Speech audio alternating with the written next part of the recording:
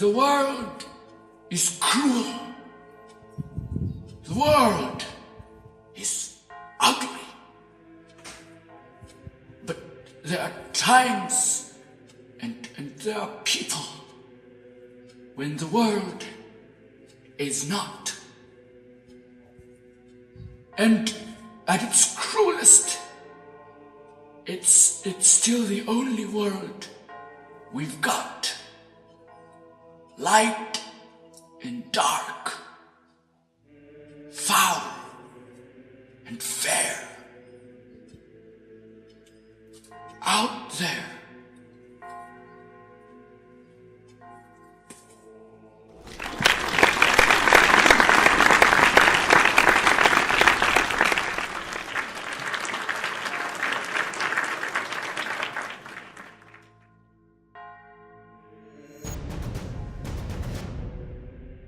The mask of the month for March is Quasimodo from the Hunchback of Notre Dame. If you were to ask me the age-old question, what's your favorite Disney movie? Without hesitation, my answer would be The Hunchback of Notre Dame. I love other Disney or Disney Pixar movies, but The Hunchback is my all-time favorite. The movie about a Parisian bell ringer is neither the perfect movie nor does it have the perfect story, but it remains at the top of my list since I first saw it when I was a kid. I can no longer really remember what first drew me to this 1996 movie, although I have a sneaking suspicion it might be the talking gargoyles. Yeah, they're not the best part of the movie. But what made me hold it to such a high regard, even until now, would be the moral grayness of the characters. The main characters in The Hunchback of Notre Dame are given a little more extra dimension than how other Disney characters are created. And also that kick-ass villain song that I will never get enough of. Because of this, I thought I would love the book as much as I loved the movie, but I didn't.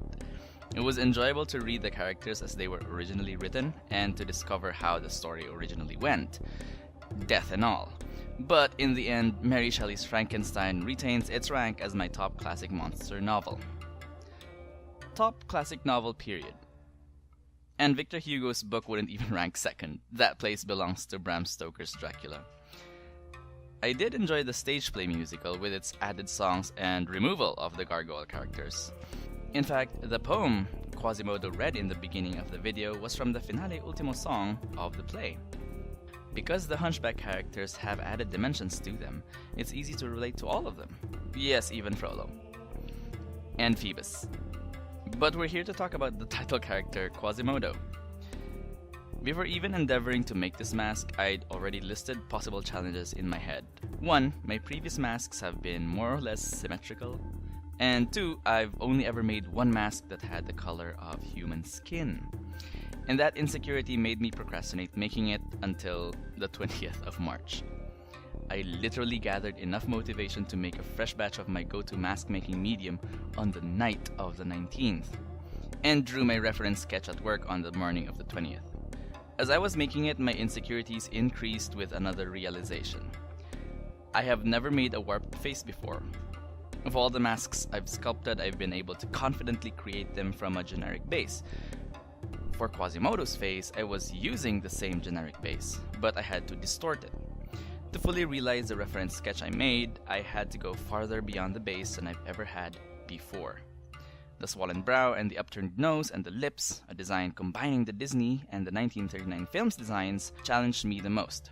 And really, what kept me going was my love for the source material. There's always some sort of personal stake for all the masks I've made, especially the ones I'll be making, and I've already made for this series.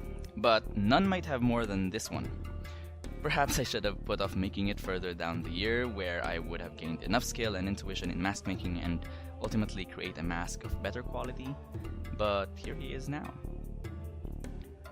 Quasimodo was an outcast mainly because of his appearance, a face and a body that called to people's minds imageries of hell. He was also, as you might know if you've read the book or seen the older films, deaf. He had all sorts of handicap that forced him away from regular society. To quote him from the 1939 movie, "You would think there'd be nothing more wrong with me, wouldn't you? But I am deaf, too." It's horrible. Quasimodo's situation is relatable to me because as a kid, I've always had different tastes from other children, something I carried into my adulthood.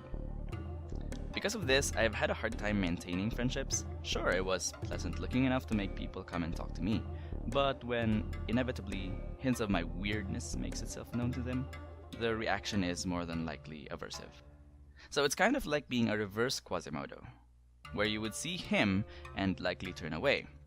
But stay long enough and you will see just how pure he is. It doesn't diminish my pride for my eccentricity though. Just a little more careful about who I share it with. Actually, now that I think about it, that's probably the more prevalent reason for my procrastination. It brought back these heavy emotions of having to deal with the disappointment of cutting ties with people who are clearly repulsed by my eccentricities. But as the choir sang at the end of the stage play, but there are times and there are people when the world is not. There are definitely plenty of people who saw me as I am and did not shy away, did not even have to get used to my weirdness. And I am eternally thankful for their friendship.